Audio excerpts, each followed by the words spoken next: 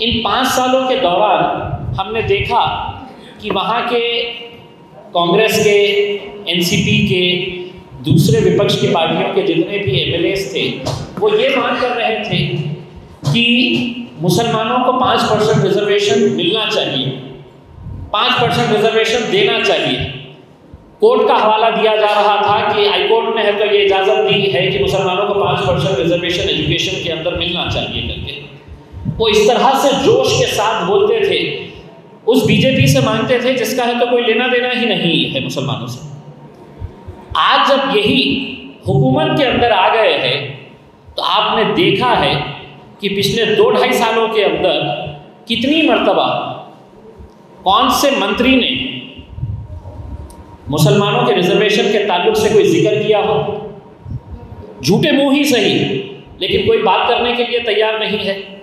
हम मुंबई जा रहे हैं उनको ये याद दिलाने के लिए कि तुमने जब विपक्ष में बैठे थे तो तुम्हारा क्या मांग थी, आज सत्ता में आने के बाद गिरगिट की तरह कैसा रंग बदल दिए हैं। ये उनको याद दिलाने के लिए हम जा रहे हैं। तिरंगा इसलिए लहरा रहे हैं कि हम इस मुल्क में रहते हैं, इस मुल्क के अंदर हमारा भी इख्तियार है, अधिकार है, और वो अधिकार हमको मिलना चाहिए। ये एक मुद्दा है।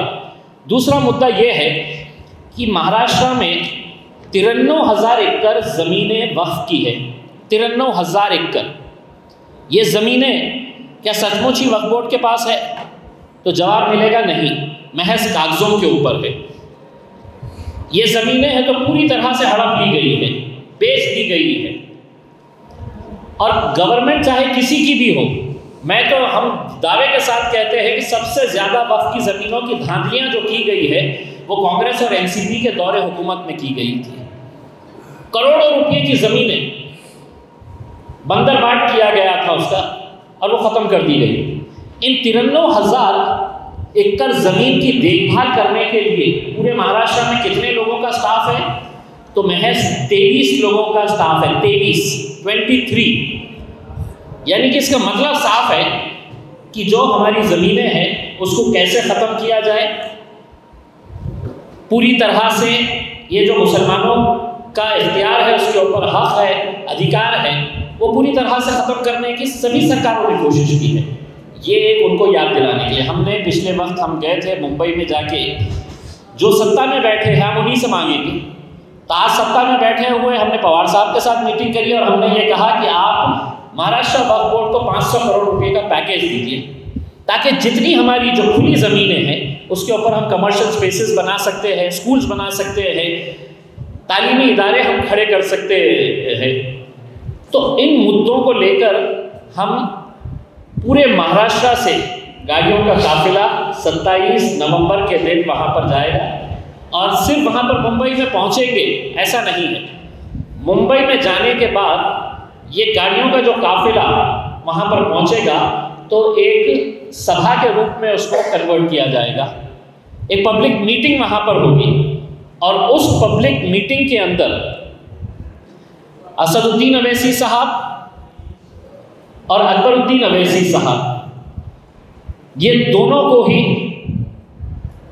वहाँ पर हम दावत दे रहे हैं। असद साहब ने अपना कंफर्मेशन दे दिया है। इंशाल्लाह हम अकबर साहब का भी कंफर्मेशन लेंगे। सभी की ख्वाहिश है कि अकबर साहब ने भी आना चाहिए करके।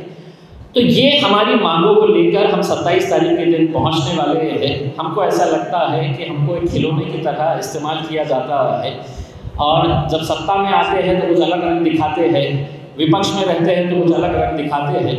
तो उनको अपनी हकीकत दिखाने के लिए ये हम करेंगे। अगर हम वहाँ पर बहुत अच्छे तरीके से प्लानिंग के साथ है तो ये 27 तारीख का हमारी जो चलो मुंबई का नारा दिए है, हर ज़िले से, हर तालुके से, हर गांव से आप देखेंगे कि गाड़ियाँ निकलेगी, तिरंगा लहराते हुए मुंबई की तरफ कूच करेगी। इसके लिए अलग अलग कमिटीज़ बनाई जाएगी। जो रूट रहेगा उस रूट के ऊपर तमाम हमारे लोगों को खाने पीने का, चाय की जो भी सहूलियत रहेगी वो सब प्रोवाइड करने के लिए अलग अलग कमिटीज़ बनाई जाएगी।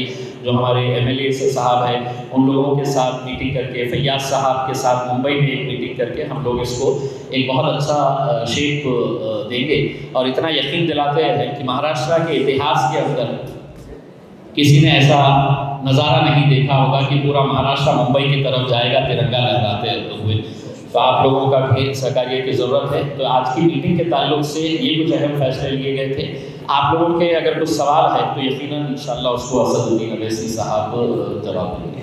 ब्रीफ करें, हम बात करेंगे। हाँ, आप थोड़ा सा ब्रीफ करें। नहीं हो गया इम्तियाज साहब तो पूरा आज की बैठक का पूरा बोल दिया इम्तियाज साहब। अगर आपको कोई सवाल है तो बताइए। कारपोरेशन की इलेक्शन जो है वो सामने है, एमआईएम कैसी ताकत से इस इलेक्शन को लड़ेगी और आपको क्या कामयाबी की अपेक्षा है? नहीं, हमारे पास कंसिस्टेंटली हमारे संगठन पर, हमारे ऑर्गेनाइजेशन पर पूरी तरीके से काम चल रहा है और उसका रिव्यू भी आज हम लिए हैं।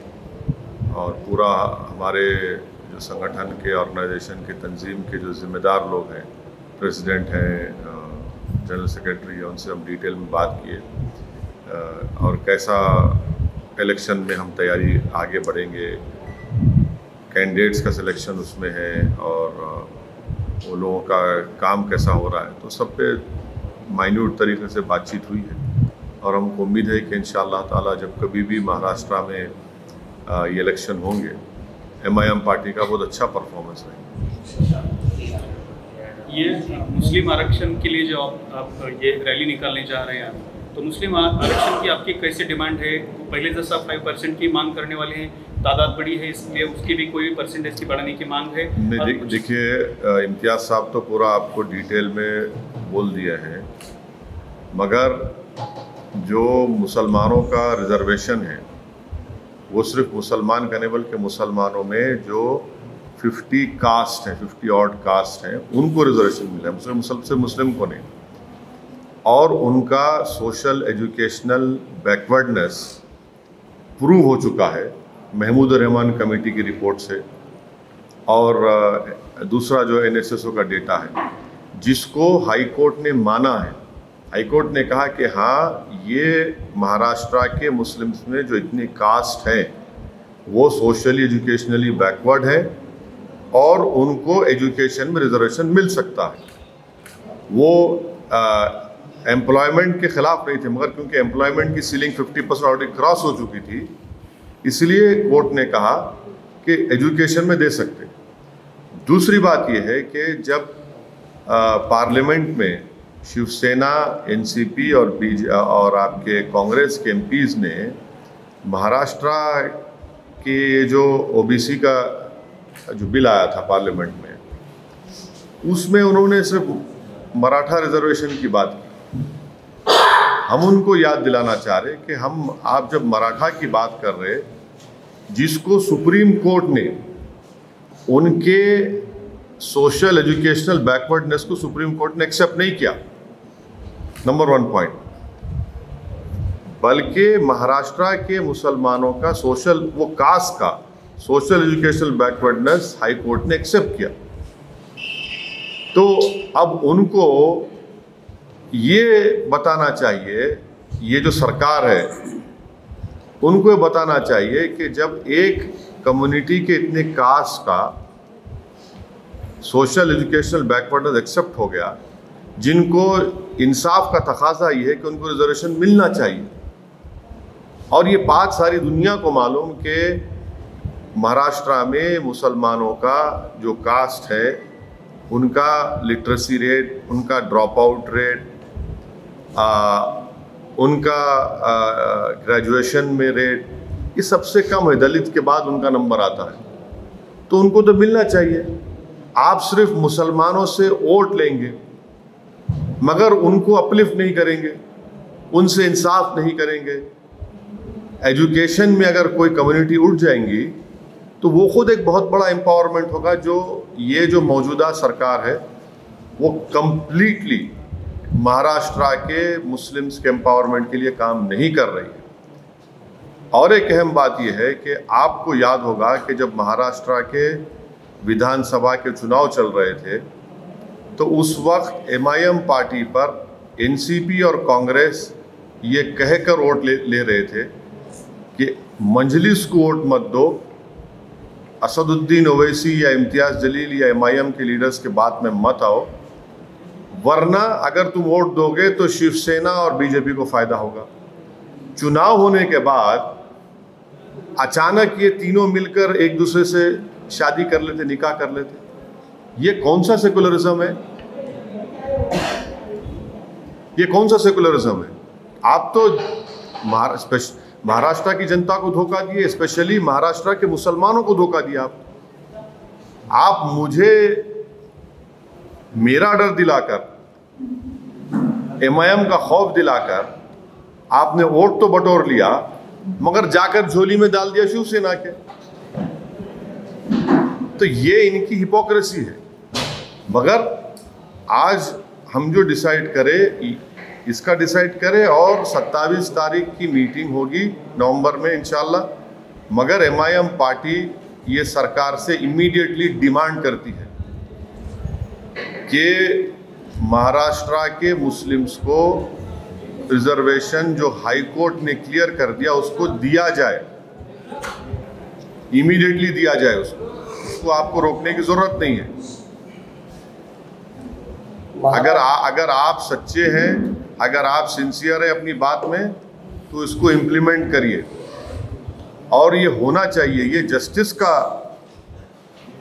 एक सवाल है और हम देखेंगे।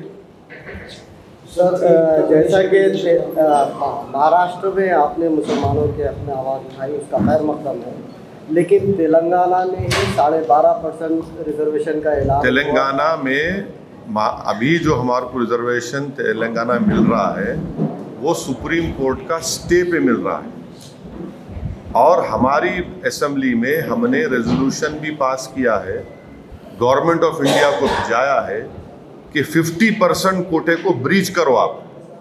ये बात मैंने पार्लियामेंट में भी कही थी कि 50% जो कोटा जो सुप्रीम कोर्ट बोल रहा है उसको सेंट्रल गवर्नमेंट एक लॉ बनाए, उसको ब्रीच करे। और हमारा डिमांड ये है कि पूरे देश में, पूरे मुल्क में जो आबादी का 50% हिस्सा है उनको आप 27% दे रहे, और जो 10% है उनको आप 20% दे रहे। तो ये नरेंद्र मोदी की गवर्नमेंट के लिए भी पार्लियामेंट में डिमांड किया कि आप 50% का जो है वो उसको ब्रीच करिए, लॉ लेकर आइए आप। क्योंकि आपके पास आज मुल्क में, देश में एम्पिरिकल डेटा है जो इस बात को बता देगा कि अदर बैकवर्ड कास्ट भी इसको डिजर्व करते हैं। मगर मुस्लिम आरक्षण का मसला है कि ऑलरेडी हाईकोर्ट क्लियर कर चुका है उसको। जिस दिन 50% का law government of India Modi लेके आएंगे, फैंटास्टिक, तेलंगाना में बढ़ेगा कोटा, क्यों नहीं बढ़ेगा। मगर आज आपको जो है मिल रहा है ना 4%, तो आपको जो मिल रहा पहले ले लेना, जो पहले मिल रहा उसको ले लो आप, उससे फायदा भी हो रहा उससे। आप कुछ बोल रहे थे सर? उत्तर प्रदेश और दिल्ली के इलेक्शन है, उत्तर प्रदेश में गए और वहाँ पर आप राजदर सिंह की पार्टी से आप अलायंस करने वाले थे, लेकिन वो छोड़कर चले गए। अब जो आपके सामने यहाँ पर भी, जैसे कांग्रेस ने, NCP ने यहाँ पर प्रोपेगेंडा करी कि अगर आप वोट देते हैं तो BJP आएंगे, वहाँ पर भी यही। नहीं, आप ये देखिए ना कि आज मेरे को बहुत मज़ा आ रहा, मैं बैठ के बोलते ना, इंग्लिश में क्या बोलते, वो क्या है, कांग्रेस लालू प्रसाद यादव को क्रिटिसाइज कर रही, उन्होंने बीजेपी से मिले हुए हैं। लालू प्रसाद यादव कांग्रेस को क्रिटिसाइज कर रहे कि इनकी वजह से हम सरकार नहीं बना सके। ममता बनर्जी आपके गोवा को जा रहे, तो कांग्रेस ये बोल रही कि इन्होंने डीलिंग कर लिए। ममता बनर्जी ये बोल रहे कि कांग्रेस में दम ही नहीं है। वो दिल्ली की पार्टी गोवा जा रही, पंजाब जा रही, तो कांग्रेस उनको बोल रही। अब हम ये पूछना चाह रहे कि भाई साहब, ये तुम में से कितनों ने डीलिंग कर ली? वो मुंबई के जबान में क्या बोलते उसको, मांडोली हो गई। वो कितनों ने कर ली मांडोली, बताओ मारो। हम बिहार में लड़े, आप क्यों गए? बंगाल में हम नहीं जीते, आप क्यों गए? अब उत्तर प्रदेश में जा रहे तो अरे भाई तुम आपस में ही तुम एक दूसरे को गाली दे रहे, तो ये इनको एक्सपोज करता कि बस आप हमारे टेरिटरी में नहीं आ। जैसे ये एक फ्यूडल लैंडलॉर्ड्स हैं, लोग फ्यूडल लैंडलॉर्ड्स हैं, ए तुम कैसा है भाई, गया फ्यूडलिज्म का जमाना चला गया, कोई नहीं रुकने वाला है। सर इसी से जुड़ा हुआ सवाल, एमआईएम के हिस्से में ही क्यों आता है वोट कटवा पार्टी? नहीं, इसलिए आता है, इसलिए लोग ये झूठा इल्ज़ाम लगाते क्योंकि कोई भी पार्टी, चाहे बीजेपी हो, शिवसेना हो, कांग्रेस हो, एनसीपी हो या आपके समाजवादी पार्टी हो, वो नहीं चाहते कि भारत के मुसलमानों का एक पॉलिटिकल लीडरशिप का प्लेटफॉर्म बने या पॉलिटिकल लीडरशिप क्रिएट हो। वो सब समाज की लीडरशिप चाहते, मगर अगर किसी एक समाज का पॉलिटिकल एम्पावरमेंट नहीं चाहते तो मुसलमान का है। ये हकीकत है।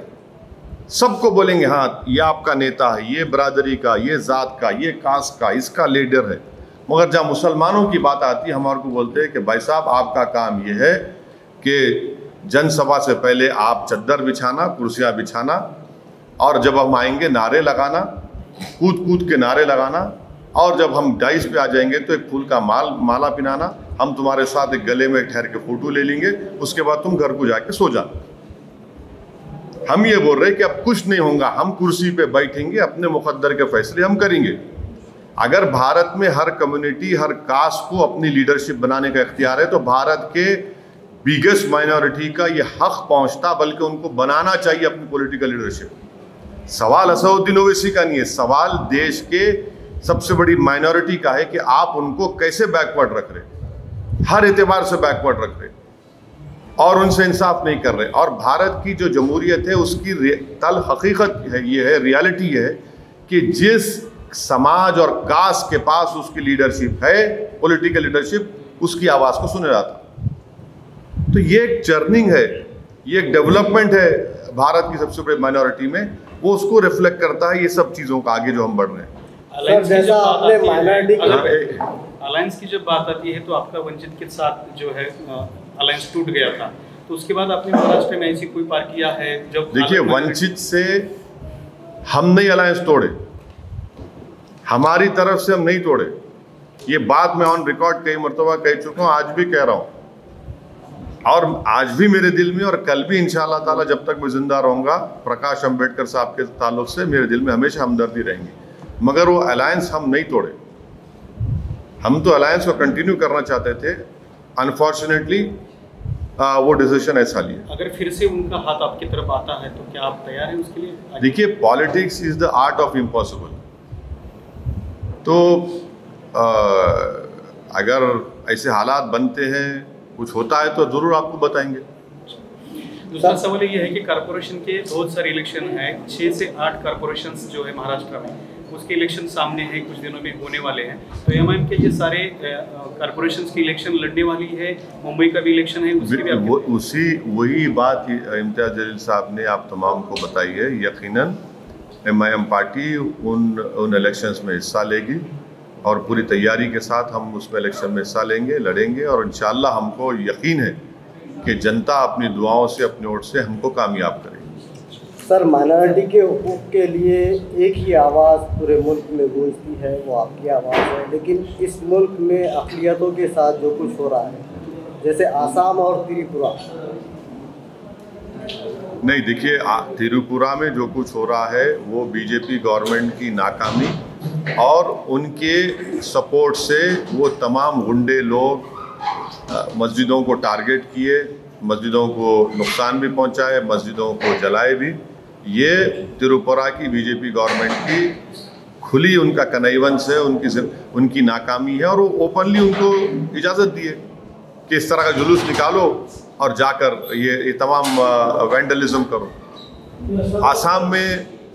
आसाम में भी बीजेपी की सरकार है, वहाँ पर तो आप देखें कि एक आदमी जिसको पुलिस ने गोली मार दी, उसकी लाश के ऊपर एक फोटोग्राफर जो गवर्नमेंट का है उसके ऊपर कूद रहा है। आप ये भी देख लिए कि उत्तर प्रदेश में एक गुप्ता साहब है जिनको गोरखपुर की पुलिस कस्टडी में उनके टॉर्चर से डेथ हो गया। तो उत्तर प्रदेश के चीफ मिनिस्टर और समाजवादी के अखिलेश यादव उस पीड़ित परिवार घर चले गए। हम भी कंडेम किए गुप्ता साहब के डेथ को। गवर्नमेंट से 50 लाख दिए और समाजवादी से 21 लाख का चेक दिए। वही उन्नाव में एक फैसल नाम का बच्चा है, तरकारी बेचने वाला, 19 साल का भी नहीं है बच्चा, उसको पुलिस कस्टडी में मर गया। आज तक कोई नहीं आता पूछने उसको, कोई पूछता नहीं जाके उसको। ये सेलेक्टिव सिंपैथी जो है ना, ये बताता है कि मुसलमानों के ताल्लुक से कितनी हमदर्दी इनके दिल में है और दिमाग में। तो ये तो हो रहा है। आर्यन खान का जो मैटर अभी चल रहा है, अरे मेरे को क्यों पूछ रहे भाई? मैं खुद ट्विंकल ट्विंकल लिटिल स्टार हूँ। हम क्या कम है क्या? ये हमारे साहब मुफ्ती साहब हमारे बिगेस्ट स्टार है, फारूक शाह सुपर स्टार है, इम्तियाज जलील मेगा स्टार है। ये हमको कहाँ लेके आ रहे हैं इन चीजों में? सर बांग्लादेश ने भी क्या हमको उससे क्या करने का? देखिए जिस तरह से सेंट्रल की टीमें महाराष्ट्र में कारकर्दगी कर रही है, जैसा अरे मेरी एक बात सुनिए, ख्वाजा यूनुस की लाश अब तक नहीं मिली। कौन रोएगा ख्वाजा यूनुस के लिए? जिसके पास दौलत है, जिसके पास पैसा है, उसकी बेल की हियरिंग भी होती है और बेल भी हो जाती। एक सिद्दीक कप्पन है, आपकी फ्रेटर्निटी का जर्नलिस्ट है, हाथरस में एक रेप हुआ था दलित बच्ची का, उसको कवर करने गया, अब तक जेल में है, कोई पूछने वाला नहीं है। हद तो यह है कि सिद्दीक के साथ एक टैक्सी ड्राइवर था, उसको क्या मालूम भाई, चलिए सिद्दीक के ऊपर टैक्सी ड्राइवर है, पेट कमाने के लिए लेके गया, वो जेल में है, उसके बारे में कोई पूछता नहीं। मुंबई ट्रेन ब्लास्ट में एक आदमी को निकला इनोसेंट प्रिजनर्स, किताब लिखा, पढ़िए आप, क्या क्या नहीं किया गया। उसके नाखूना खींचे गए, उसके ऊपर गंदगी डाली गई, कोई पूछने वाला नहीं है, कोई बात नहीं करने वाला इसका। आज महाराष्ट्र के जेलों में दलित और मुसलमान हाईएस्ट आदिवासी अंडर ट्रायल्स हैं। कौन पूछेगा इनको? कौन निकालेगा इन लोगों को? इनका कसूर दो है, एक तो ये कि दलित है, आदिवासी मुसलमान है, दूसरा गरीब है, पैसा नहीं है इनके पास, पूरा उसी पर ये अरे फिर इनके बारे में कौन बोलेगा भाई? क्या ये हमारा सिस्टम, हमारा सरकार क्या खाली पैसे वालों के लिए हो चलेगा, या फिर जस्टिस फॉर द पोर भी होगा, बेल फॉर द पोर भी होगा? नहीं होगा,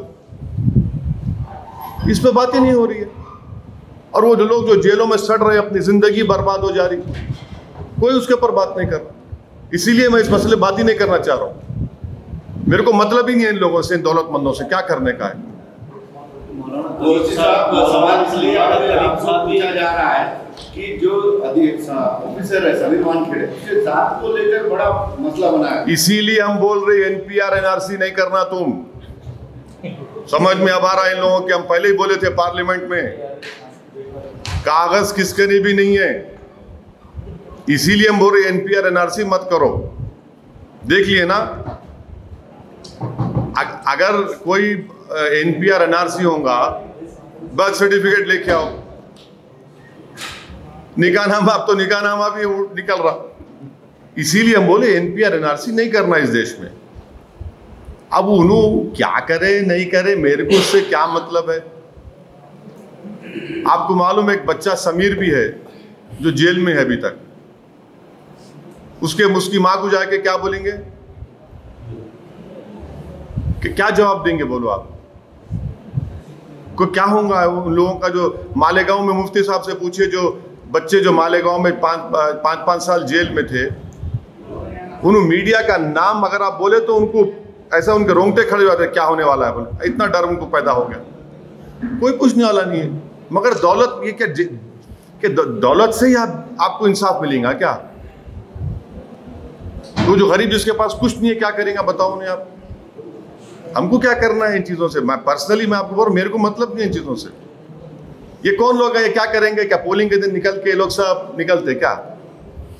जो गरीब पिटता है रोड पर, धूप में, सर्दी में, बारिश में, उसका क्या होगा? खिदमत खल्क़ करने वाले मौलाना कलीमुद्दीन सिद्दीकी और मुबल्लिग़ उमर गौतम, ये लोगों को हिरासत में लिया जाता है। देखिए आप ये सवाल जो है, जो कांग्रेस में बैठे हुए बड़े लोग हैं उनसे पूछना। उनसे पूछना कि भाई ये मौलाना के बारे में आपकी राय क्या है। कोई नहीं बोलेंगे, हम ही बोलते हैं। भाई वोट भी तो आपको होना ना, तो फिर बोलो ना मौलाना कलीम सिद्दीकी के बारे में। कोई नहीं बोलता उनके बारे में। क्यों नहीं बोलते भाई आप? क्यों डरते आप बोलने के लिए? मुसलमानों का वोट होना, मगर मुसलमानों पे जो जुल्म होगा, नाइंसाफी होंगी, तो उस पर आप लपकशाई नहीं करेंगे, जबान नहीं हिलाएंगे, कोई अल्फाज नहीं बोलेंगे। तो यहाँ पर तो महाराष्ट्र में तो जो ड्रामा हुआ सेकुलरिज्म का, सेकुलरिज्म की धज्जियां उड़ा दी कांग्रेस एनसीपी। और कांग्रेस तो 15 साल हुकूमत करके नंबर 3 की पार्टी हो गई। माशाल्लाह, नजरे बद से बचाए अल्लाह इनको। 1 से 3 पे आ गए, 15 साल हुकूमत किया, 3 नंबर पे आ गए। फिर भी हमको ही गाली देते। वो बोलते ना कि रस्सी जल गई बल नहीं गया, गिरे तो गिरे मेरी टांग ऊपर, बोलते हैं गिरो और गिरेंगे इंशाल्लाह। जरा मोदी पे भी पूछ लो ना, नहीं पूछते। अरे हाँ प्लीज, हाँ पूछिए ना प्लीज, इंतजार करूंगा बेचैनी से। हाँ, आपके पास पेट्रोल की गाड़ी है क्या? हाँ, तो आपको तकलीफ हो रही। कितना मुंबई में कितना होगा? 113 रुपये लीटर। 115 देखिए, 115 117। मगर उसके बावजूद भी मोदी को वोट देंगे। 8 क्वार्टर से इकोनॉमी डाउन है, मगर क्या हो रहा है बताइए आप? हर पेट्रोल प्राइस इंक्रीज होने से हर कमोडिटी पे इंक्रीज हो चुका है। मैं तो देश के महिलाओं से रिक्वेस्ट करूंगा कि मेरी बहनों, मेरे माताओं, अब आपको बताना पड़ेगा मोदी जी को कि कितना घर में सेविंग्स खत्म हो चुकी हैं। और ये बिल्कुल, ये तो अरे खुली छूट दे दिए, जो चाहे कि मैंने पेट्रोल बढ़ते रहेगा। उससे हर कमोडिटी पर, एसेंशियल कमोडिटीज पर, उसका प्राइस पर इम्पैक्ट पड़ रहा है, जिससे लोगों की आम इनकम जो कम हो चुकी है, बहुत बड़ा इफेक्ट पड़ रहा है। लोग बहुत मुश्किल में, लोग फिर भी लोग क्यों नहीं बोल रहे? हम तो बोल रहे हैं ना, कम से खिलाफ क्यों नहीं बोल रहे? हम तो वही तो आप यही बोलना चाह रहे हैं, वही तो हम बताना चाह रहे हैं आपको कि नरेंद्र मोदी अगर जीत रहे हैं, बीजेपी अगर पूरे देश में जीत रही है, तो मेरी वजह से नहीं, कांग्रेस, एनसीपी, ये सो कॉल्ड सेकुलर पार्टीज की वजह से बीजेपी जीत रही। ये तो उनको सोचना चाहिए। और ये दोनों पार्टियां जाते गोवा को, कोई तूफान नहीं उठता। अगर मैं अनाउंस कर दूं कि नेक्स्ट वीक मैं और मुफ्ती साहब एक मस्जिद में जाके खाली गोवा में नमाज पढ़ के आएंगे, खाली नमाज पढ़ के आएंगे, देखो आप शाम से शुरू हो जाता, अरे वोट काटने जा रहे, डील हो गई, फुला हो गया, ये हो गया। मगर ये लोग जा रहे तो दूध के धुले हुए ना। ये देखिए, ये हमारी डेमोक्रेसी का ये इनका रियल फेस है। लोग कि कभी मुसलमान अगर बोलेंगे मैं इलेक्शन लड़ रहा हूं, आप क्यों लड़ते, आप कैसा जाते? मगर वो लड़ रहे, एक दूसरे को उंगली भी उठा रहे, एक दूसरे को क्रिटिसाइज भी कर रहे, मगर वो सिवियरिटी नहीं है। मगर जहाँ इमाम का नाम आ जाएगा, जो देखो वो कर लिए, ये कर लिए। अरे शिवसेना सब, हम एनसीपी से पूछना चाह रहे, कांग्रेस से, शिवसेना सेकुलर है या नहीं है बताओ, तो बोलेंगे नहीं बीजेपी को रोकना है। अरे बीजेपी को रोकना है तो दोनों में फर्क नहीं है। अगर कल 24 में शिवसेना बीजेपी मिलकर लड़ लिया इलेक्शन, तो क्या करेंगे? ये मेरे स्टेटमेंट को याद रखना आज के दिन। क्या करेंगे लोग, क्या बोलेंगे जनता को? और आप, महाराष्ट्र का मुख्यमंत्री असेंबली में खड़े होकर फखर से बोलता है कि हाँ हमारे शिव सैनिक ने बाबरी मस्जिद को तोड़ा। तो ये लोग क्या मुंह में लड्डू बिठा के बैठे थे एनसीपी कांग्रेस वाले? क्या उस वक्त कांग्रेस पार्टी ने रेजोल्यूशन पास नहीं किया था पार्लियामेंट में डिमोलिशन ऑफ बाबरी मस्जिद के ऊपर? आज आप सरकार में बैठे, आप एक लफ्ज नहीं बोलते। आप क्यों? सत्ता होना, ताकत होना, मिनिस्टरों का सवाल है। ये कौन सी पॉलिटिक्स कर रहे फिर ये लोग? तो इसमें क्या तोड़ हो सकता है? अभी जो वोटर है संभ्रमित है। इसका तोड़ खाली एमआईएम ही है। सही बता रहा हूं आपको, आज नहीं कल ये हकीकत सामने आएंगी। सर, जिस तरह से प्राइवेटाइजेशन हो रहा है देश में, उस पर आपका क्या कहना है? एग्जाम्पल दो आप। जैसे एयरलाइंस है, इंडियन एयरलाइंस को टाटा ने LIC कर दिया, फिर कई सारे। देखिए, जहाँ तक LIC की बात है, हम लोग पार्लियामेंट में अपोज करें उसको, कंप्लीट अपोज करें। ये गलत हो रहा है, बिल्कुल गलत हो रहा है। LIC का प्राइवेटाइजेशन नहीं होना चाहिए। मुल्क के तारीखी आसार गिरवी रख दिए जा रहे हैं, प्राइवेट ठेकों पे दे दिए जा रहे हैं, जैसा ताजमहल है, लाल किला है और दूसरे तारीखी इमारतें। यही होता आपको जब 56 इंच को देख के वोट दिए तो। 3000 किलो जो ड्रग्स मिला है गुजरात में अडानी के, हाँ, उसके बारे में क्या? अभी सुना कि उसमें 100 किलो कम हो गए। सर, देश में किसानों का मुद्दा बहुत आगे बढ़ रहा है, उस पर क्या कहना है आपका? नहीं, जो मोदी सरकार ने कानून बनाए वो अनकॉन्स्टिट्यूशनल है। नंबर 1, गवर्नमेंट ऑफ इंडिया को कोई राइट ही नहीं है एग्रीकल्चर पर लॉ बनाने का। वो स्टेट सब्जेक्ट में आता, स्टेट लिस्ट में आता। अनकॉन्स्टिट्यूशनल काम किए और वो किसानों के हित में भी नहीं है, किसानों के मफाद में नहीं है, काश्तकारों के मफाद में नहीं है। और वो कानून को जाना चाहिए, वो कानून ख़त्म होना चाहिए। इससे किसान का फ़ायदा, नुकसान होगा। पूरे आप बड़े बड़े अरबपतियों को आप फ़ायदा पहुंचाना चाह रहे।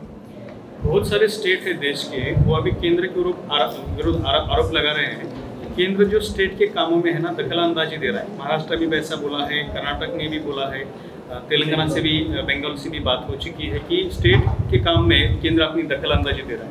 आपका क्या इसमें निरीक्षण है और क्या? नहीं, मेरा ये है कि कॉन्स्टिट्यूशन में स्टेट लिस्ट और यूनियन लिस्ट है। गवर्नमेंट ऑफ इंडिया स्टेट के मैटर्स में इंटरफेयर नहीं करना चाहिए। मगर सवाल ये पैदा होता कि आप तो अभी क्रिटिसाइज कर रहे हैं ना। मैं आपको एग्जांपल देता हूँ इन लोगों के जो अपने उंगली को काट के मोदी को दे दिए, हाथ को नहीं काटे। अभी UAPA का लॉ लेके आए,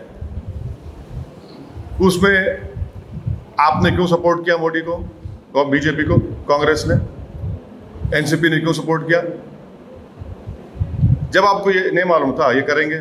माने दिल्ली में बैठकर एक इंस्पेक्टर वो बोल देगा कि औरंगाबाद का एक्स आदमी टेररिस्ट है, बस खत्म, टेररिस्ट हो गया वो, विदाउट इवन कोर्ट कन्विक्शन। आपने सपोर्ट किया, नहीं किया? बताओ आप। राइट टू इंफॉर्मेशन एक्ट में कमिश्नर्स का अपॉइंटमेंट, उनकी सब चीजें आपने क्यों सपोर्ट किया भाई? आप ही तो कर रहे हैं ना। आर्टिकल 370 का रिवोकेशन सब बाजा बजाए, बट हम बोल रहे हैं अनकॉन्स्टिट्यूशनल है। देखो वो पलटाई कर रहे हैं वो लोग। ऐसे कई एग्जांपल्स दे सकता हूं मैं आपको। बिगेस्ट एग्जांपल आपको दे रहा हूं, लॉकडाउन। गवर्नमेंट ऑफ इंडिया को कोई अख्तियार नहीं है लॉ एंड ऑर्डर सब्जेक्ट में। वहां दिल्ली से बैठ के मोदी जी बोले लॉकडाउन, उद्धव ठाकरे थाली बजा दिए, यस सर लगाओ लॉकडाउन। आप तय करना था कि महाराष्ट्र में, मुंबई में लॉकडाउन कब लगेगा। उन्होंने डिक्टेट दे रहे वहां से नेशनल डिजास्टर एक्ट में। क्या नेशनल डिजास्टर एक्ट कॉन्स्टिट्यूशन से बड़ा है क्या? आप क्यों दिए उनको अख्तियार? आप क्यों सुने उनकी बात? वैसे सब स्टेट्स किए। आप मोदी की बात मानते जा रहे, मोदी बोला ठीक है चलो मित्रों हम साथ चलते हैं। आप दे रहे ना उनको राइट। पूरा लॉकडाउन में गवर्नमेंट ऑफ इंडिया कैसे तय करती? दिल्ली में बैठ के ऑफिसर कैसे तय करे कि मुंबई में लॉकडाउन कब होगा, हैदराबाद में कब होगा, लखनऊ में कब होगा? उसको क्या मालूम मुंबई में, हैदराबाद, लखनऊ में क्या है? वो उसको क्या मालूम कि वेस्टर्न महाराष्ट्र में कैसा लॉकडाउन करेंगे? उसको क्या मालूम मराठवाड़ा में कब करेंगे? आपने कर दिया, आपने इजाजत दी उनको।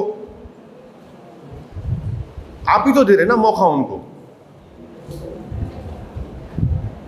पॉलिटिकल सवाल मेरा ये है कि अभी आप भी बोले कि हिंदुत्ववादी के साथ कांग्रेस, राष्ट्रवादी कांग्रेस स्टेट में बैठे हैं, तो ये सब उथल पुथल हो रहा है। तो एमआईएम क्या सोच रहा है? लास्ट टाइम वंचित बहुजन के साथ में थोड़ा सा आपका ये हो गया, लेकिन नेक्स्ट इलेक्शन आप क्या करने वाले? अरे कुछ भी बहुत पॉसिबिलिटीज ओपन है हमारे को। किसी के साथ जाएंगे? अरे बहुत पॉसिबिलिटीज ओपन है भाई। जब 24 के पार्लियामेंट के चुनाव आएंगे, क्या गारंटी है कि शिवसेना बीजेपी के साथ नहीं चले? उत्तर प्रदेश में तो उनके कदम पे एमआईएम बाद में कदम डालेगी। हाँ नहीं, हमारा रास्ता एक से सीधा है, जिसको हम उर्दू अरबी में बोलते सिरात मुस्तकीम का रास्ता है हमारा, स्ट्रेट पाथ। वो ये लोगों का कैसा है, ये कभी नाली में गिर जाते, कभी खड्डे में गिरते, कभी ये पानी में, कभी बुरे पानी में, निकल के फिर साफ पानी में आ जाते। इनका प्रॉब्लम यही है। हम तो हमारे लिए पूरे एवेन्यूज ओपन है, और जब विधानसभा के चुनाव आएंगे हम बताएंगे आपको। प्रकाश आंबेडकर ने जो वंचित बहुजन आघाड़ी एक साथ की थी, उसका अच्छा परिणाम दिखा, लेकिन उसके सीट देखिए, ऐसा कुछ हो सकता है एमआईएम? बिल्कुल हो सकता, नहीं हो सकता बोल के मैं डिनाई भी नहीं कर रहा हूँ, मगर वो अलायंस एमआईएम की वजह से नहीं खत्म हुआ। हम तो आज भी और कल भी प्रकाश अंबेडकर साहब की इज्जत करते थे, करते रहेंगे, मगर वो अलायंस हमारी वजह से खत्म नहीं हुआ। तो पूरे स्टेट के कार्यकर्ता है, तो उनकी भी बात सुनी गई आज, तो क्या बोल रहे हैं आपके कार्यकर्ता? नहीं, हमारे स्टेट के पूरे members, party president, district president, सब लोग अपनी पार्टी की कामयाबी के लिए पूरा कोशिश कर रहे हैं, और हमको बताए कि एमआईएम का परफॉर्मेंस अच्छा रहेगा।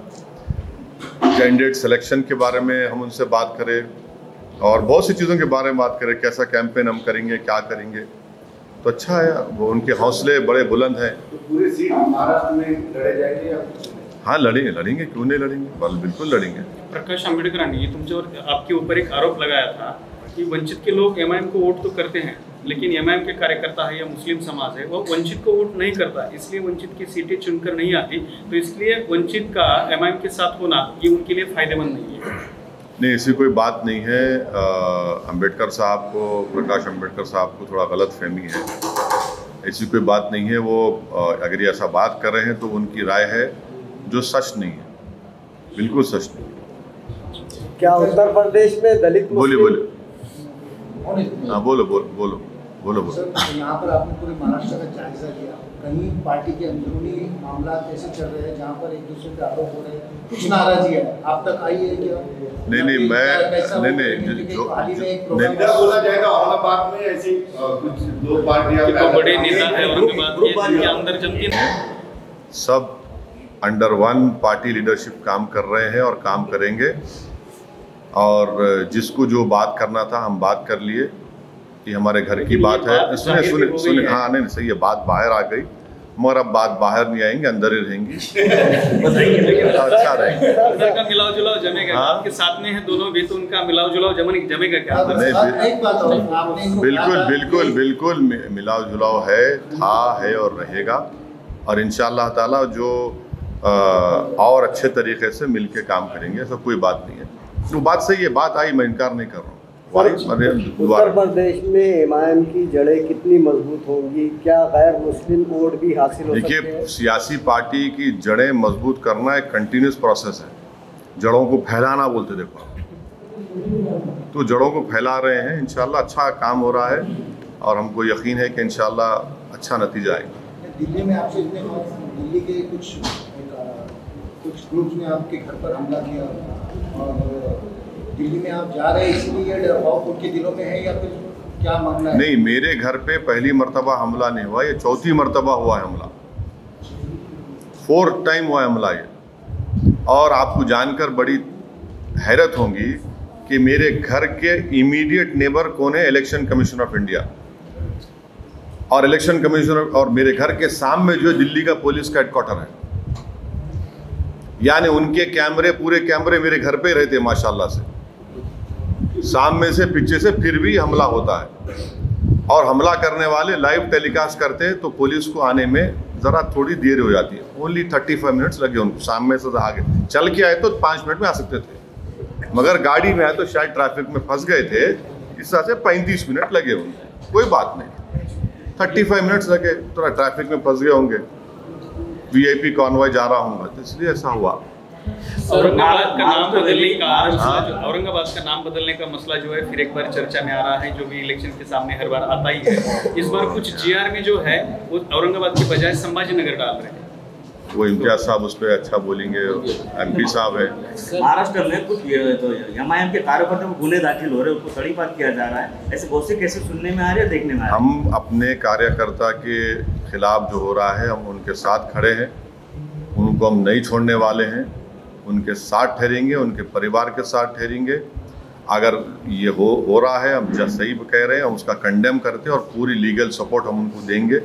और इस तरह के हरकतों से MIM पार्टी के कार्यकर्ता हो या जिम्मेदारों के हौसले पस्त नहीं होंगे, बल्कि हौसले बुलंद होंगे। और ये एक बात को बताता है कि यहाँ की सरकार डर रही है, बौखलाहट का शिकार है MIM के पॉपुलैरिटी और उनके ज़मीन पर काम करने की वजह से। सर, जैसा पिछले 5 सालों से पहले दिया गया था ओवैसी हॉस्पिटल और स्कूल का, अभी तक कुछ भी नहीं हुआ। हाँ, होगा अभी इम्तियाज साहब बात करके अकबरुद्दीन साहब से होगा, अच्छा फिक्र मत करिए। 2019 में मोदी साहब की एक वेव थी, उनको सक्सेस मिला। अभी कुछ सर्वे बोल रहे कि मोदी की कैपेबिलिटी जो है थोड़ी सी कम होती जाएगी। आप मतलब नेक्स्ट का पॉलिटिक्स करते तो वहाँ से कैसा देखते हैं आप 2024 को? नहीं, मेरे को नहीं मालूम साहब, मेरे पास कोई थर्मामीटर नहीं है कि लगा के देख के बोलने का। ना तो मैं सेफोलॉजिस्ट हूँ, मैं एक पॉलिटिशियन हूँ और तभी 2024 को टाइम है। मगर देश की जो जनता है उनको ये देखना है कि 8 क्वार्टर से हमारी इकोनॉमी गिरते जा रही है, पेट्रोल की कीमतें बढ़ती जा रही हैं, 6% अनएम्प्लॉयमेंट रेट हो चुका है, 6% अनएम्प्लॉयमेंट रेट हो चुका है। और कहीं पर भी आप चले जाइए, फैक्ट्रीज, इंडस्ट्रियल आउटपुट जो है वो सही नहीं है। तो ये सब चीज़ें जो है ये और किसानों का मसला बर्निंग मसला है। तो 24 में क्या होगा, कैसे होगा, मगर ये इश्यूज तो है पब्लिक के जहन में। होना चाहिए ना, होना चाहिए, इसका इम्पैक्ट होना चाहिए। देखिए क्या होता है। इम्तियाज जलील साहब खासदार होने के बाद आप औरंगाबाद में आए हैं, आपको लग रहा है कुछ बदलाव हुआ है? नहीं, आप ऐसा मत बोलिए। लॉकडाउन की वजह से मैं भी नहीं आ सका, वरना मैं पहले आता था। 1 लॉकडाउन 2 लॉकडाउन बीच में आया भी था मैं 1 दिन के लिए, ऐसा नहीं कि पहली मरतबा आया हूँ।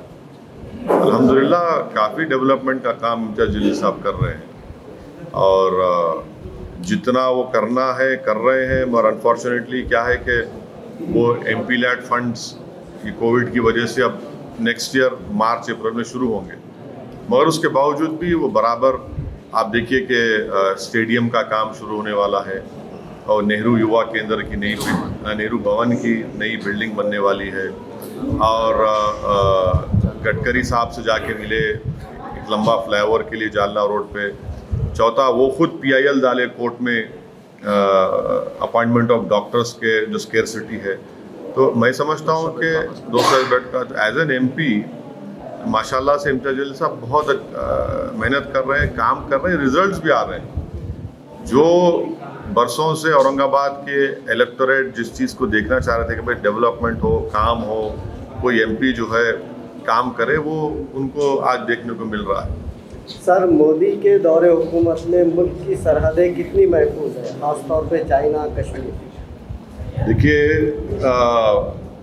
चाइना ने एक क़ानून पास कर दिया अपने बॉर्डर्स के ऊपर, और चाइना ने, और उसके ऊपर मेरे को अब आप मेरे को ये बताइए कि हमारे डेप्सांग, डेमचौक, गोगरा में जो लद्दाख में है, चीन की फौज बैठी हुई है। ये कैसा नेशनलिज्म है RSS का, BJP का, कि भारत की सरजमीन पर चीन बैठा हुआ है, आप कुछ नहीं करते। और चीन ने जो अपना बाउंड्री लॉ बनाया है, मेरा सवाल मोदी गवर्नमेंट से ये है कि हमारी सरकार जो है AIB बैंक है जिसको चाइनीज कंट्रोल करते, उनसे कर्जा लेके वैक्सीन खरीद रहे आप। वो बैंक को चाइनीज कंट्रोल लेते, उनसे आप लेके वो कर रहे। अच्छा, चाइना से ट्रेड हमारा ऑल टाइम हाई है, 100 बिलियन हो गया माशाल्लाह से। ये देखो, आप इनको कुछ बोलेंगे तो नहीं, हम ऐप बैन कर दिए बोलते। चाइना और भूटान हमारा करीबी दोस्त, वो चाइना से बाउंड्री टॉक्स का फ्रेमवर्क बना लिया और हमारे नेबर्स का रिलेशन चाइना से अच्छा हो गया। चाइना आज भी लद्दाख में बैठा हुआ है, 18 महीने हो गए चाइना लद्दाख में बैठकर, कोई अकाउंटेबिलिटी नहीं है। मैं तो मोदी सरकार से हमेशा डिमांड कर रहा हूँ कि आप जो है ग्रुप ऑफ एमपीज को लद्दाख लेके जाइए, हमारे को दिखाइए ना क्या है लद्दाख में, चीन बैठा है नहीं बैठा है। 18 महीने से मोदी जी खुद बोले थे, आपको याद होगा ना, घुसा है ना कोई घुसा हुआ है, तो फिर आज आप क्या बात करें डिसएंगेजमेंट की चाइना से? ये कैसा है, ये लोग कैसा, आरएसएस कैसा खामोश बैठी हुई है भाई? वहां पर चीन घुस के बैठा है भारत क्या, और हम पोंगसोंगसू लेक में ऐसा उनसे फ्रेमवर्क करें कि भाई एक एरिया बना दिए, ठीक है आप नहीं जाना, हम, अरे मैं अपने घर में नहीं जा सकता हूं, मैं अपने घर की जमीन में। तो ये है। Okay sir. 370 हटने के बाद अभी बीजेपी को हर 15 दिन 20 दिन को एक मिनिस्टर जाता, अभी रिसेंटली होम मिनिस्टर जाके आए। 370 के बाद आप कश्मीर को कैसा देखते हैं? क्या बदला कश्मीर में? कुछ नहीं बदला। 15 से हमारे भारत के सिपाहियों को टेररिस्ट उनकी जान ले लिए, सिविलियन किलिंग्स हो गए 20 से 25 वहां पे, पाकिस्तान से ड्रोन्स में हथियार आ रहे हैं। क्या कर रहे हैं भाई आप? क्या कर रहे हैं वहां पे आप? कुछ नहीं कर रहे। और आप किसकी बातों में आकर आपने पाकिस्तान से सीज फायर दोबारा साइन किया भाई? किस बुनियाद पे साइन किया आपने सीज फायर को? कौन सा सीज फायर है जो हमारे सिपाही मर रहे हैं वहां पर? एलएसी पे चीन, एलओसी पे पाकिस्तानी हरकत कर रहा है, और आप क्रिकेट मैच खेल रहे हैं। क्रिकेट मैच हम बोले मत खेलो, हार गए तो खाली शम्मी को टारगेट बना रहे हैं आप। क्या है, क्या फॉरेन पॉलिसी है मोदी सरकार की, बताइए आप। यूपी हुकूमत फिलहाल अभी देशद्रोही के केस रोज बना रही है, बल्कि दिन ब दिन 10-20 देखिए सुनिए, सुप्रीम कोर्ट का जजमेंट है कि सेडेशन का अगर किसी पे केस लगता तो वायलेंस होना जरूरी है। जब वायलेंस नहीं हो तो सेडेशन कैसा होता बताइए? कैसा सेडेशन केस बुक करते आप? बल्कि सुप्रीम कोर्ट ने एक जजमेंट, अभी एक बेल ऑर्डर आया था 2 दिन पहले, आप देखो, जिसमें सुप्रीम कोर्ट ने कहा कि section 38 and 39 of UAPA will not apply even if you are favoring some terrorist organization। Supreme court का जजमेंट है वो। आप माने अगर मैं गलत कह रहा हूं तो बस उसका देख के बोलता हूं, मैं लाइव लॉ में पढ़ा, मैं वो खुलता नहीं मालूम यहाँ पे, बट हाँ देखा महाराज, सेक्शन सुप्रीम कोर्ट जजमेंट है, आप देख लीजिए वो। तो ये बात करेगी सेडेशन लगा दो, ये लगा दो। और आपके जो मिनिस्टर का बेटा है,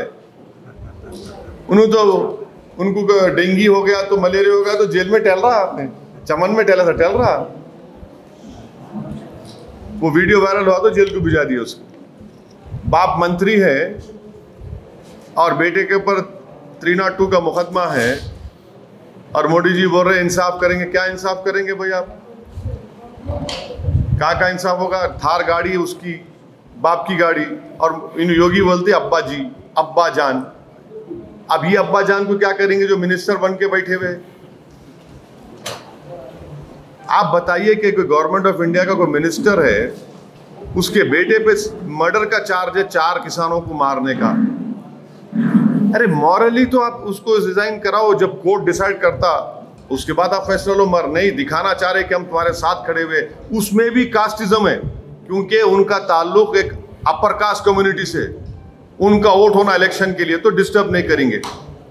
तो वो अब्बा जान के बेटे को बचा रहे, ये इनके पॉलिटिक्स है। तीन प्रश्न विचारतो। एक म्हणजे निवडणूक शहरातली, औरंगाबाद शहरात खुलताबाद याचं नेमकं काय कारण आहे? दुसरं म्हणजे नहीं खुलदाबाद में अच्छी जगह है ना, साफ सुथरी जगह है। नहीं ऐसा ऐसा ऐसा अरे मेरे भाई, हर चीज को आप ऐसा इतना माइक्रोस्कोप में मत लगा के देखो। हाँ, दक्षिणी जबान में ऐसा नक्को देखो आप। अब दूसरा, सोलापुर में कुछ आपके नगर सेवक जो है, 6 नगर सेवक जो राष्ट्रवादी के स्टेज पर दिखाई दिए हैं कुछ दिन पहले, तो कुछ कार्रवाई होने वाली है? अब दूसरा और एक सवाल पूछ। नहीं सुनिए, रुक जाइए। चले गए क्या कर सकते, जान दो, जिसको जाना है जाओ, जा सकते हो, उन्होंने क्या करने का है, हम जाएंगे सोलापुर को। तीसरा, अभी 5 राज्यों के चुनाव आ रहे हैं, तो MIM पार्टी इनमें से किन राज्यों में अपनी ताकत लगाकर लड़ेगी? यूपी में तो हम लड़ रहे हैं, यूपी में पूरी तैयारी कर रहे हैं और यूपी में अच्छा खासा हमारा काम भी हो रहा है। उत्तर प्रदेश नहीं, थोड़ा टाइम दीजिए, पूरा निकल के आएंगे। दिसंबर में कोड ऑफ कंडक्ट आएगा तो बात मालूम।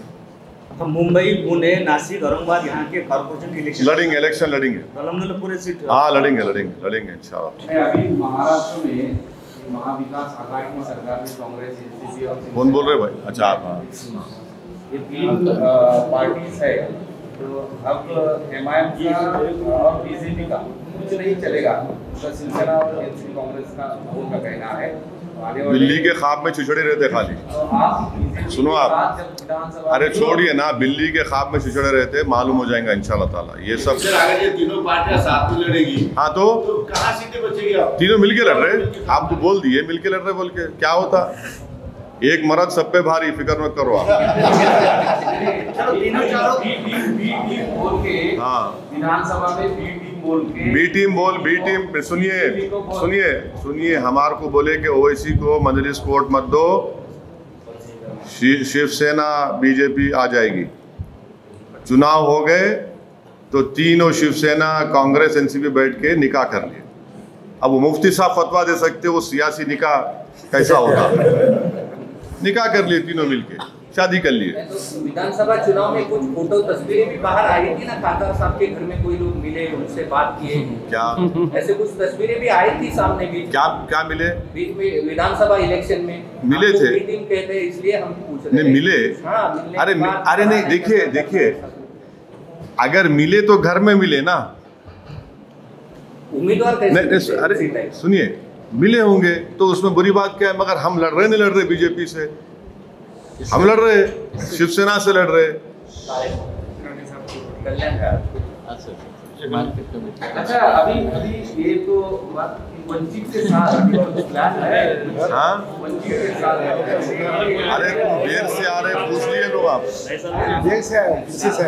एक सवाल के बाद आप सिलेक्टिव सिंपैथी की बात करते हैं। हाँ, बिल्कुल करते हैं। आप ही के लोग आपके साथ पूरी ताकत में है। देखिए, आप जहाँ भी जाते हैं, इलेक्शन लड़ते हैं, आप लॉस हो जाते हैं, इलेक्शन हार जाते हैं आप। तो ऐसा क्यों होता है? आपके लोग आपके साथ क्यों नहीं है? कहाँ हारे भाई? नहीं, कहाँ हारे? एक मिनट, कहाँ हारे? सर, कोलकाता में कहा। कहाँ? अरे भाई, पहला इलेक्शन सुनिए, पहला इलेक्शन हारने को जरूरी है, हारना हारे ना, नेक्स्ट टाइम जीतेंगे। कितने 5 सीट लड़ा मैं, मगर कितना तूफान खड़ा कर दिए।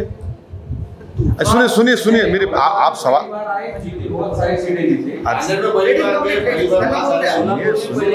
सुनिए तो सही। अरे सुनिए तो सही, इतना आप लंच नहीं करे होंगे, भूख लग रही होंगी, मालूम है। ठहरिए जरा, इतना तो मेरे को तो बोलने दीजिए, मेरे को भी भूख मिटाने दीजिए अपनी। हम 5 सीट लड़े, नहीं जीते, कोई बात नहीं, मगर कितना तूफान खड़ा करे। ऐसा देखा कि आसमान सर गिरने वाला है, मगर वही ममता बनर्जी अब कांग्रेस के लोगों को ले रहे, वही कांग्रेस इनको बोल रही जो हमको बोलती थी, वही ममता बनर्जी कांग्रेस को बोल रही जो हमको बोलती थी। तो ये क्या डीलिंग हो गई इन लोगों की? ये क्या डीलिंग है बताइए? आसाम के कांग्रेस के लीडर को ले लिए, क्या हुआ बताइए फिर? और गोवा में जाके ममता बनर्जी मीटिंग को एड्रेस कर रहे, लालू प्रसाद यादव कांग्रेस के खिलाफ इलेक्शन लड़ रहे, वही बिहार में हम 19 सीट लड़े, 5 जीते, 9 पे लालू कांग्रेस जीते, 6 पे एनडीए जीता। कितना तूफान मचा है। अब दोनों लड़ रहे, तो क्या है भाई? ये होली अलायंस है क्या? ये नहीं नहीं, हम देखिए आपका आपके साथ है। हाँ, आप मुसलमानों की बात करते हैं, आप कौम की बात, देखिए आपको लोग आपके साथ नहीं, आपकी गलतफहमी दूर कर दे रहा हूँ। आप क्यों सिर्फ मुसलमान बोल रहे? मेरे साथ दलित भी है, मेरे साथ आदिवासी भी है, मेरे साथ हर वो आदमी है जो इंसाफ को पसंद करता। क्यों नहीं है भाई? बिल्कुल है। और आप चेंज देखते जाएंगे और चेंज होगा इंशाल्लाह माहौल। ये टर्नआउट में नहीं दिखता है, इसीलिए नहीं, अरे टर्नआउट में भी दिख रहा भाई। देखिए 21 साल के शिवसेना को MP को कौन हराई? कांग्रेस हराई, NCP हराई, औरंगाबाद की जनता हरा दी उनको। तो ये भी तो फैक्ट है ना। ओबीसी रिजर्वेशन को लेके काफी मैं बोल दिया OBC के बारे में, आपके लिए फिर रिपीट कर रहा हूँ। हम बीजेपी गवर्नमेंट को ये चैलेंज कर रहे हैं कि अगर उनको OBC से मोहब्बत है तो 50% लिमिट को ब्रीच करिए और भारत के कॉन्स्टिट्यूशन में अमेंडमेंट करिए, बिल लेकर आइए पार्लियामेंट में, क्योंकि जो समाज का 50% है उसको 27% कैसा मिलेगा रिजर्वेशन? ये तो नाइंसाफी है ना। जो 10% है उनको आप 20% दे रहे, ये क्या बात है भाई? तो 50% लिमिट को ब्रीच करना और OBC में सब कैटेगराइजेशन होना जरूरी है, सब कैटेगराइजेशन होना जरूरी है। अभी थर्ड अलायंस बीजेपी के खिलाफ खड़ा करना चाहते हैं, तो मीटिंग भी कर रहे हैं। ममता जी है, शरद पवार है, बीच में मीटिंग भी हो रही है नेशनल लेवल पर। आपको कौन सा ऐसा चेहरा लगता है कि जो इन सब लोगों को इकट्ठा ला सकता है? किसके साथ जाना चाहिए, ऐसा कोई चेहरा आपको लगता है? अरे भाई, ममता बनर्जी कांग्रेस आजकल टक्कर में है, एक दूसरे को बोल रहे बी टीम, इनसे पैसा ले लिए, उनसे ले लिए। अब वो उनसे भी पूछ लो आप कौन सा चेहरा है, क्या है, मेरे को नहीं मालूम। लेकिन ये अलायंस सक्सेस हो सकता है। कौन सा? कहाँ का अलायंस? कौन सी आइडियोलॉजी पे बेस्ड रहेगा? जिसमें शिवसेना भी रहेंगी, अरे जिसमें शिवसेना भी रहेंगी। शरद पवार ऐसे चेहरा होगी क्या?